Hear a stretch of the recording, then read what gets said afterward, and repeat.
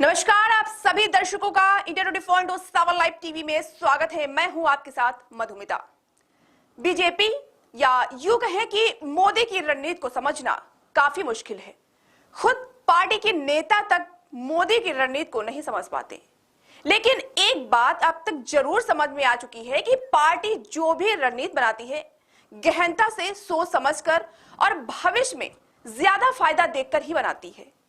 3 राज्यों में बीजेपी की जीत के बाद मुख्यमंत्री के नाम ने सबको चौंका दिया। इन तीनों राज्यों में जिन नेताओं को मुख्यमंत्री के तौर पर चुना गया, उसके पीछे भी पार्टी की एक बहुत बड़ी रणनीति छिपी हुई है। इन मुख्यमंत्रियों के जरिए पार्टी आगे आने वाले चुनाव में सेंध लगाएगी, ये कहना गलत नहीं होगा। पार्टी की क्या रणनीति है, क्या गणित है, आने वाले चुनाव में इस पर पूरे विस्तार से चर्चा करते हैं। एमपी, छत्तीसगढ़ और राजस्थान में 3 अलग अलग जात के मुख्यमंत्री चुने गए। ये आप जान चुके होंगे, चेहरे भी सामने आ चुके हैं। मध्य प्रदेश में मोहन यादव पर दांव चला गया। यूपी बिहार में यादवों को इसके माध्यम से साधना है। यूपी में सपा, बिहार में राजद की राजनीति को देखते हुए ये फैसला अहम है। यूपी बिहार दोनों जगह पर यादवों को साधना है और दोनों ही राज्यों में ये बड़े फैक्टर हैं, ये दोनों वोट बैंक हैं, इसलिए यहां दांव बड़ा चला गया। यादव वोट बैंक को अगर गौर किया जाए तो जोर यादव वोट बैंक पर ज्यादा है। राजस्थान में भजनलाल शर्मा को मुख्यमंत्री बनाया गया, जिनके माध्यम से यहां पर अगड़ी जात की राजनीति को साधना है। यूपी में आपने देखा कि 52 जिलों में से 12 जिलों में यादवों का दबदबा है। करीब 2 दर्जन यानी 24 लोकसभा सीटों पर यादव मतदाता निर्णायक हैं। बिहार की अगर बात करें तो यहां लगभग 16% यादव समुदाय राजद का कोर वोट बैंक माना जाता है। इसी पर प्रहार इस बार किया गया। इस वोट बैंक की ताकत का अंदाजा इसी बात से लगाया जा सकता है कि यहां हर चौथा विधायक यादव समाज से ही, इसलिए राजस्थान में भी वही गणित, वही रणनीति चली गई। राजस्थान में भजनलाल शर्मा और अगड़ी जात की राजनीति यहां पर देखने को मिली। हालांकि पिछले 33 सालों में यहां कोई भी ब्राह्मण चेहरा मुख्यमंत्री या उप मुख्यमंत्री के रूप में नहीं बना और ऐसे में पहले से बीजेपी का वोट बैंक समझे जाने वाले ब्राह्मणों को पार्टी ने इस एक स्ट्रोक से यानी शर्मा के सहारे मजबूती के साथ साथ रखने का संदेश दिया है। राजस्थान के बाद अब छत्तीसगढ़ की गणित को समझते हैं। यहां विष्णुदेव साय को मुख्यमंत्री बनाया गया। यहां दलित और आदिवासियों को साधना है। छत्तीसगढ़ के मुख्यमंत्री विष्णुदेव साय की अगर बात करें तो वो उस समुदाय से आते हैं जो 32% के करीब है। छत्तीसगढ़ में ये एक बड़ा वोट बैंक है। लोकसभा चुनाव के लिहाज से अगर बात करें या फिर विधानसभा चुनाव के लिहाज से बात करें, दोनों ही चुनाव में महत्वपूर्ण हो जाता है। तीनों ही राज्यों में हमने देखा कि किस तरह से भाजपा ने इस बार जातीय कार्ड खेला है। इस तरीके से ध्रुवीकरण देखने को मिल रहा है। 2024 के लोकसभा चुनाव से पहले तीनों राज्यों में अलग अलग जातियों का चेहरा चुनना बताता है कि भाजपा ने 2024 के लिए जात का दांव खेल दिया। हालांकि विधानसभा चुनाव के दौरान ही जातियों का दांव लगाने का सियासी खेल चल रहा था। राहुल गांधी बार बार अपनी सभाओं में ओबीसी के चर्चा करते थे। राहुल गांधी सवाल पूछते थे कि ओबीसी, माफ कीजिएगा, बीजेपी बताए कि उसके पास कितने ओबीसी सीएम है और केंद्र में बड़े पदों पर कितने हैं। यही अमित शाह ने भी तेलंगाना में बाकायदा ऐलान किया कि अगर उनकी सरकार बनी तो सीएम ओबीसी का होगा। हालांकि बीजेपी का यह दांव तेलंगाना में नहीं चला और पार्टी हार गई। 2024 से पहले देश के सबसे बड़े राज्य यूपी में अखिलेश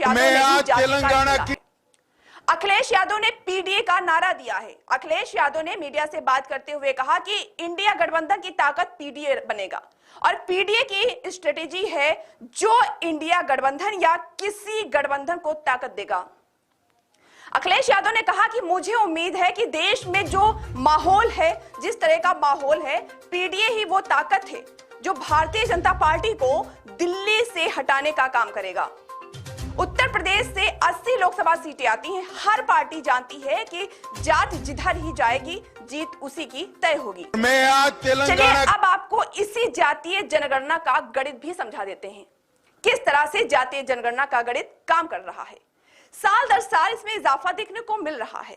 देश में हर 10 साल में जनगणना होती है, आप ये जानते भी होंगे और समझते भी होंगे। जातीय जनगणना नहीं लेकिन जनगणना करवाई जाती है। साल 2011 में आखिरी बार जनगणना हुई, इसके बाद 2021 में होनी थी, लेकिन कोरोना महामारी के चलते ये जनगणना नहीं हो पाई। उस दौरान हालात नहीं थे कि ये गणना कराई जा सके। देश में जनगणना में SC ST की गणना होती है, यानी शेड्यूल कास्ट, शेड्यूल ट्रैक, इनकी गणना होती है, लेकिन किसकी गणना नहीं होती है? ओबीसी की जनगणना नहीं की जाती। हालांकि इस बार बिहार राज्य सरकार ने जातीय जनगणना करवाई और इसकी वजह से एक बार फिर जातीय वोट बंदी चुनाव से पहले तेज होती नजर आ रही है, खासतौर पर जब 2024 का चुनाव लोकसभा के सिर पर है, इसलिए ये सब ज्यादा हो रहा है। संसद में जनगणना के आधार पर आरक्षण मिलता है, इसी जनगणना के आधार पर आरक्षण मिलता है। शायद आपको मालूम होगा कि देश में आखिरी बार जाति जनगणना 1931 में हुई थी। अब तक की अगर बात की जाए तो अब तक 1931 के आधार पर ही अनुमान लगाया जाता रहा है कि किसकी कितनी भागीदारी है, किसकी कितनी जनसंख्या बढ़ी है। आजादी के बाद बात की जाए तो जातीय जनगणना नहीं करवाई गई। 1951 में जातीय जनगणना का प्रस्ताव जरूर आया था, लेकिन क्या हुआ उस वक्त ये भी आपको बता देते हैं। जब तत्कालीन गृह मंत्री जो थे सरदार पटेल, उन्होंने प्रस्ताव को खारिज कर दिया था। सामाजिक ताने बाने पर इसका असर पड़ेगा, बिगड़ेगा, बुरा असर पड़ेगा, ये सरदार पटेल की दलील थी, इसलिए इस प्रस्ताव को पूरी तरह से उन्होंने खारिज कर दिया था। कहा था कि ये जाति जनगणना नहीं कर सकते। 1931 के आंकड़ों के आधार पर ही 52% ओबीसी आबादी जो है, मंडल आयोग ने इसी से अनुमान लगाया और 2011 के आपको याद होगा कि जातिगण आंकड़े जो जरूरी थे वो, लेकिन इसे कांग्रेस की सरकार ने उस वक्त जारी नहीं किया गया था। इस पर भी आरोप प्रत्यारोप का खेल खूब देखने को मिलता रहा है। काशीराम, जब जातियों की बात हो रही हो तो उनकी बात करना अहम हो जाता है, क्योंकि दलित, शोषित, वंचित महिला इन्हीं को माना जाता था जिन्हें सत्ता में भागीदारी दिलाने का काम किया था। उनका मानना था कि हमारी लड़ाई उससे नहीं है जो जाति को मानते हैं, बल्कि हमारी लड़ाई उससे है जो जात के धर्मशास्त्र पालते पोसते हैं, जो आज की तारीख में जात का धर्मशास्त्र पालने पोसने वाले राजनेता बन गए हैं।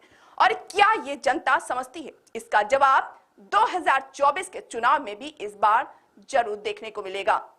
आइए आपको सुनवाते हैं अमित शाह का वो बयान जो तेलंगाना में दिया था।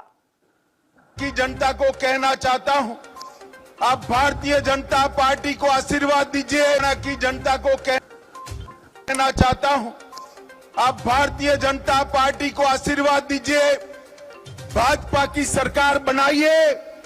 भाजपा का अगला तेलंगाना का मुख्यमंत्री बैकवर्ड कास्ट से होगा, ये हमने तय किया है।